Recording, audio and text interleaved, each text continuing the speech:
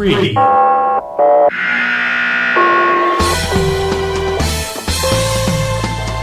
live podcast sponsored by the Marin Fire History Group. All about the history of the fire service in Marin County, California. And now your host, retired Fire Chief Bill Lellis. Good day and welcome to the Marin County Fire Chief's historical website. Today we're going to be talking with Fire Chief Paul Smith of the Kentfield Fire Protection District, and Chief Smith is going to be telling us the history of the Kentfield Fire Department and how it came about. So with that I said, good day, Chief, and thank you for sitting down and talking to us today. And as the title says, how did Kentfield Fire Protection District come to be? Yeah, that's a really good question. I've been doing a ton of research on that. Yeah. Fortunately for me, all the records are still here in this building in boxes. They never left. We built an archive, not a room like Larkspur has, but all our records are here. And I'd be glad to kind of walk you through where we are today. Yeah, okay. Before we get to the district, do you know who protected the citizens of what we call in the county the Kentfield area? Who protected fire protection-wise before the district was formed? A couple of things happened. There was a fire in 1891 on Mount Tam that made the papers in San Francisco and Chicago. And the mayor in San Rafael called for any available able-bodied man to show up and fight this fire, along with several hundred soldiers from the Presidio at San Francisco. Mm-hmm. So that's 1891. Right. Okay. The beginning of the 20th century, about 1900, this was still a very small village, very small village. And in 1908, there was a report of a fire in a, we'd call it today a taxpayer. It was a saloon. Kentfield at the time had like 7 saloons with apartment house or living quarters up above. Right. Now on the 4th of July, 1908, fireworks were going off. Imagine that. I can't, no. And landed on the roof of this house saloon, and the folks from town showed up with buckets and garden hoses to try to put the fire out, and an engine came from Ross, and I believe volunteer firefighters came from Larkspur. When did the Larkspur volunteers start? 1893. Okay, so 1908 there was a hose cart in Larkspur. So they put the fire out successfully. They didn't burn the town down. And the next piece of correspondence I have to the Kentfield Improvement League, it was called at the time. There was no town, there was no post office, but the Kentfield area was developed due to the Kents that Mr. Kent came out from Chicago. He was owned a wholesale meat packing plant and was very successful, but had some sort of physical ailment. And so his doctor suggested he come west for the better climate, getting out of Chicago. So the Kents bought up, they started out with a couple hundred acres in what's now Kentfield and Kent Woodlands, and Mr. Kent eventually purchased all the way to Muir Woods, and he owned everything from Kentfield to Muir Woods over to Stinson Beach. It was a huge piece of property. And that's how, if you will, Kentfield came to be. Now where we are today at the corner of Sir Francis Drake and College Avenue used to be the county highway.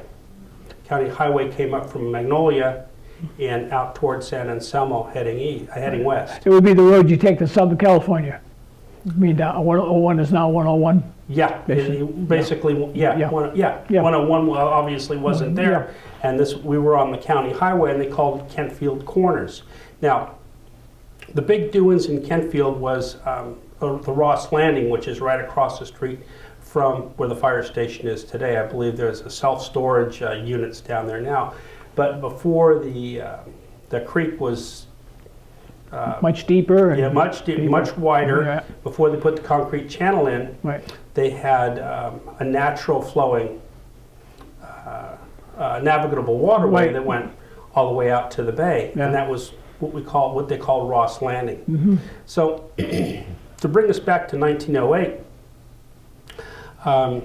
we had the fire at the bar slash home, and citizens came out and did the best they could with water and buckets. Mm-hmm. Larkspur came up with their hose, Probably a chemical wagon. or a chemical wagon, Yeah. and Ross came in. They had the They, old, Yes, they had the 1910 sea graves. right. Yeah. So they put the fire out, and we have a letter of correspondence to the Kentfield Civic Improvement Club saying, hey, we got to think about a fire department. And the Ross Association sent the building owner, he wanted to bill the Kentfield Civic League for the resources used to put the fire out in this restaurant, bar, Yeah. rooming house, whatever it was.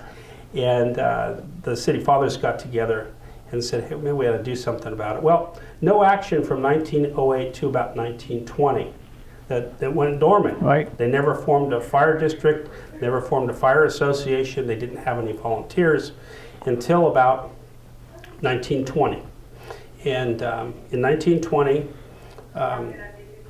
a number of members of the Kentfield Civic League decided, hey, you know, Larkspur has their fire department, Ross has their fire department, it's time for us to develop our own agency. We need to do it.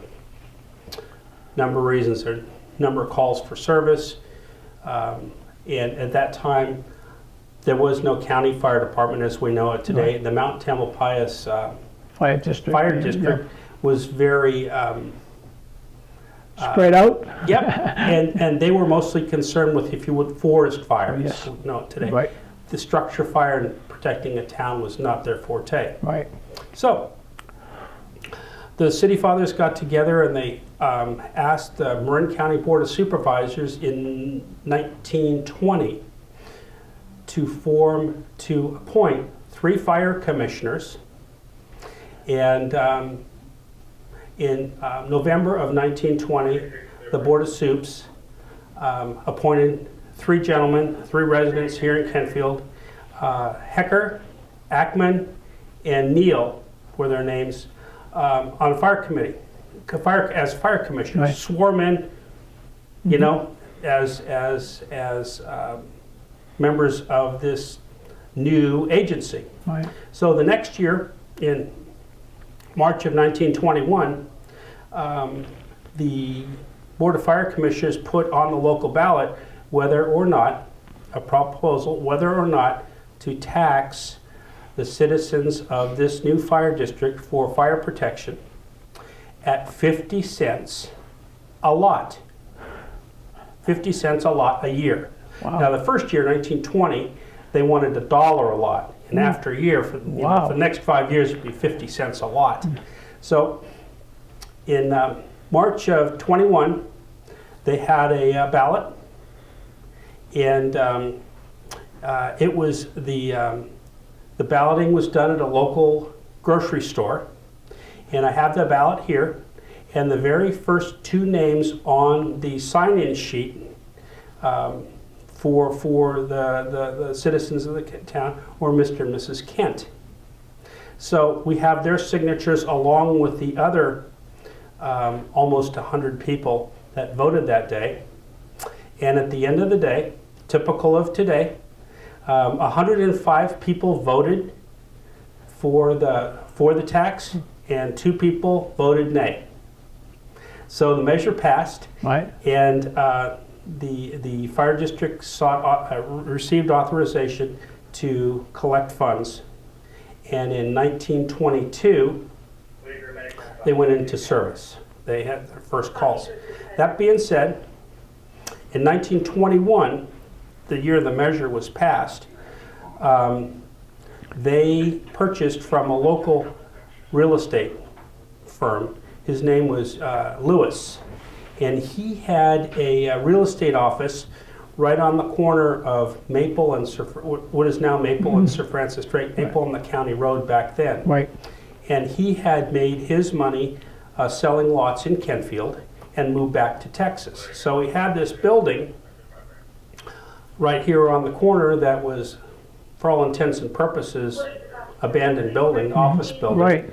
And it was about 20 by 20, wooden, single story. We have a picture of it, it'll be in my book. And it was a J. Lewis real estate company. And I have a picture of him in about 1910 with his horse and buggy in front of his real estate office. And that was the building that the Kentfield Fire Commissioner said, we'd like to buy this, it's a good location. So for a $10 gold coin, Mr. Lewis sold his property to the commissioners of the Kentfield Fire District. And that was their home until 1926. So they had a little, if you will, a barn. They took the real estate office and put some barn doors on the front and put a bell on top of it to call volunteers. Right. They, their first piece of equipment, I would say, was reported to be a hose cart a used hose cart they bought from Fairfax. And of course, as we've discussed before, their first piece of motorized apparatus was the 1916, I believe it was, chemical truck from Larkspur. Yes. So they had that chemical truck for, well, up until World War II. Their first fire apparatus, their own fire apparatus that they purchased was, we still have it here today, 1926 American LaFrance. Yes. Right. And the original bill of sale for that today shocks me even today. It's $5,400 for an American LaFrance in 1926. And that was the price of several homes at the time. Right. Yeah. So everything being in perspective, Yeah. you know, you could buy a nice home in Kentfield on a nice flat lot for around $2,000 in 1926. And they spent over $5,000 on their first piece of motorized apparatus that they bought themselves. Yeah. Who was the first fire chief? Do you recall? Yep, I do. When the fire district was first formed, they all the local men were part of the volunteers. They decided to be volunteers. And there were about a dozen of them, 14, 15. And his name was Rampe, A.W. Rampe, R-A-M-P-E. Rampe. Yep. And he was a local man. I think he owned a garage, as I recall. And he was a volunteer fire chief. Okay. So he served until, I know this, about 1935. I'd have to double check that. Good service. You did good. Yeah, as a volunteer. Yes. And everything ran out of our little real estate office. Yeah. Our little real estate office until 1926. Wow. And then Fritz Rulin was the volunteer chief after Rampe, and Chief Rulin was a fire chief. It's 1928, Bill. I take that back. It's 1928. Chief Rulin became the chief. Rampe would step down. Chief Rulin became the chief until 1933, when they appointed a first paid fire chief. So he was volunteer fire chief 1928 to about 1933, where they appointed him as a paid fire chief. I don't have any salary information on him, but he was the only paid person until 1943, when they hired a second employee. All volunteers. All volunteers. Wow. All volunteers. And the main station, and with the place that we're sitting in today, was the second station that was torn down and built? This station? It's the third. Well, what happened when the real estate office was the first station for the hose cart. Right. And also stationed there was Larkspur's 1916 Model Ford chemical wagon. Right.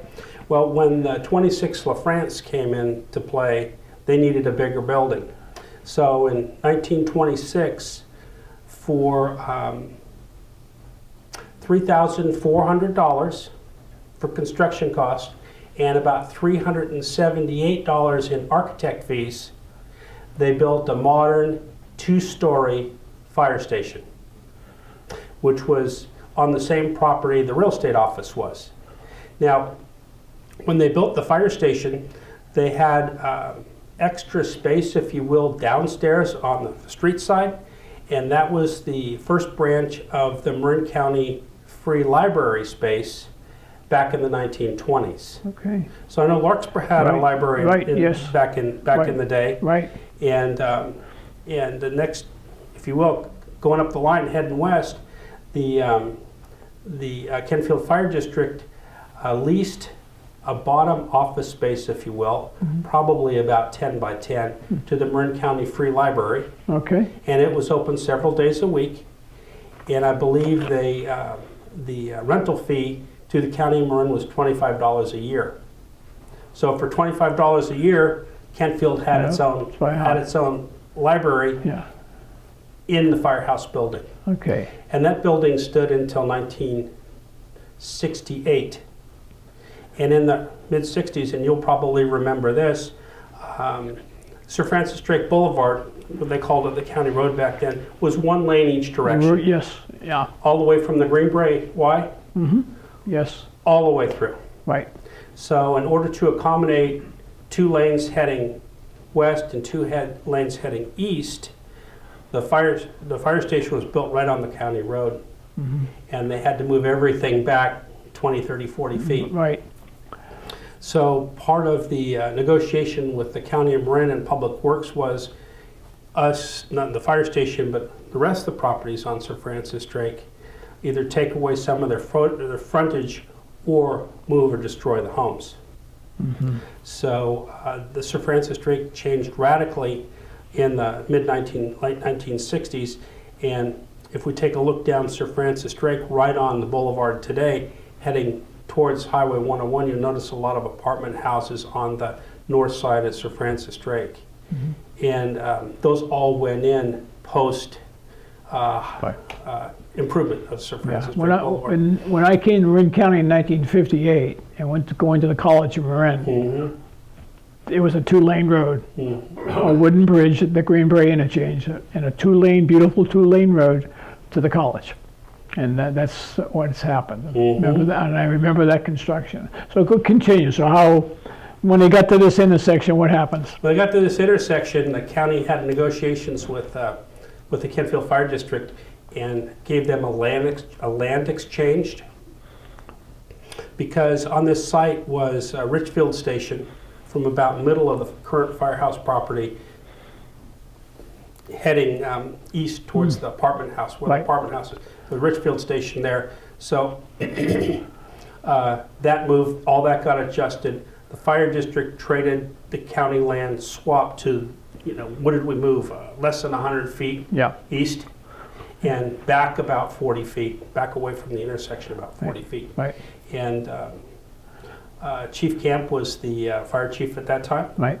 And they built a very modern, tilt-up, concrete construction, 2-story fire station, state-of-the-art. Absolutely. State-of-the-art in 1968. Yeah. Concrete floors, everything. Every office space. And as I mentioned to you yesterday or earlier, 1968 things were different in the fire service.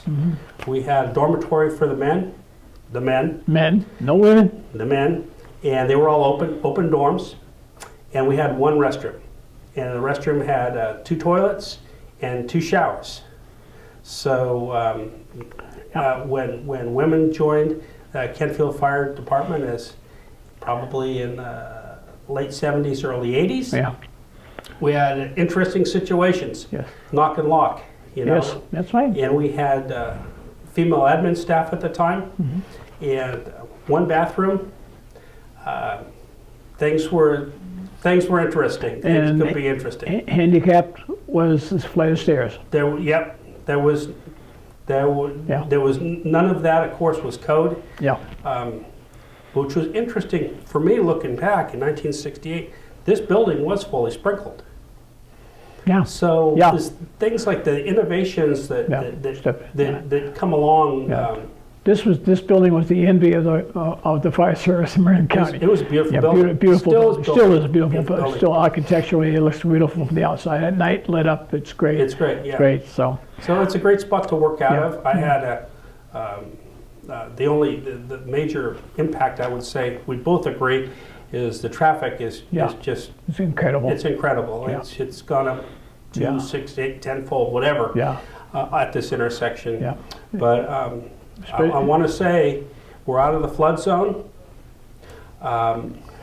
We're in a great spot to respond, either east, west, or down the street. They couldn't have picked a better spot in Kentfield. Right, you're right in the middle of your district, just about it. You couldn't have measured much from the top of Kent Woodlands to down to Greenbrae. Down to Greenbrae. Yeah. Just about it. Yeah. I want to back up one moment because you mentioned that the Ross Landing was over here in Kentfield. Mm-hmm. Would that be the same landing that James Ross, who Ross is named after? He had a lumber mercantile business that he went to the city 3 days a week on a boat and transported materials. So the Ross Landing was here, not in town of Ross.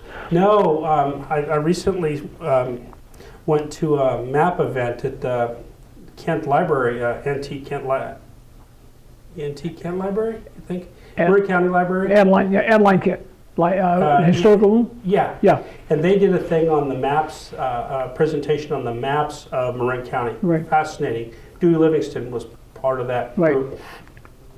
And this gal, Ann Ross owned from just past the College of Marin, west of us, all the way to about where St. Anselm's Church is. Oh, okay. So Ross. The old Ross, town of Ross. Is named after James Ross. Yeah. So he was the. But his That's very before they split it. And I understand Ross Landing was right across the street. Yeah. No, people don't realize how deep. It's the same thing in Madrone Canyon. When the lumber companies came from Baltimore in 1848, the canyon was 15 feet deep. The creek and what is Madrone Canyon was 15 feet deep. Now it's like, there's only like 3 feet of clearance. It's all filled with rock. When they cut the lumber, everything filled the creek up. So, and that thing. So, well, I want to thank you for taking the time and explaining the history of the Kentfield Fire Department. It's a great history. We've had some great relationships with Larkspur and Kentfield, and we've had our jealousies, so to speak. But it's always been a pleasure to work with you guys. Absolutely. Paul, thanks so much for your time. Thanks, okay, Bill. you Thank bet. Well, I hope you enjoyed that history of the Kentfield Fire Department. I found it very, very interesting, being so close to Kentfield, and we worked so close together over the years. I would like to tell you about some up-and-coming broadcasts to watch for. One will be the history of the Kentfield Fire Department. We are working on one on the women in fire service and the history of the Larkspur Fire Department. Most are right now on the board being worked on, and we hope to get them out to you as soon as possible. With that is a situation has come up that a person who watches the program has some historical equipment she would like to donate to.